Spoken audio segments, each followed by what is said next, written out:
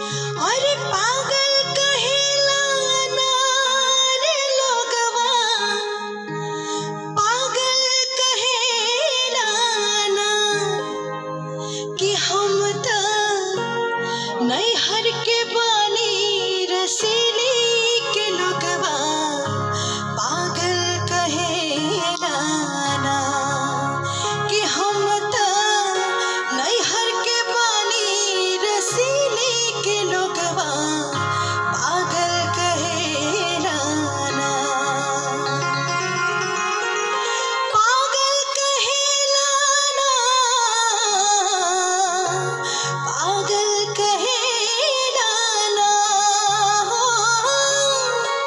पागल कहेला ना रे लोगवा, पागल कहेला ना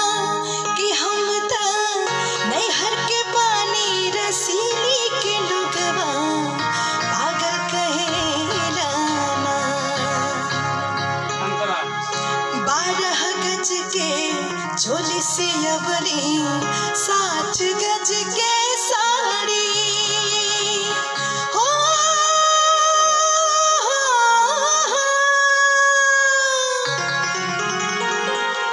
12 गज के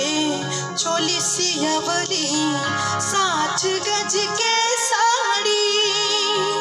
तापर लोगवा मुड़ मुड़ देखे, तापर लोगवा मुड़ मुड़ देखे, जैसे बदन उघारी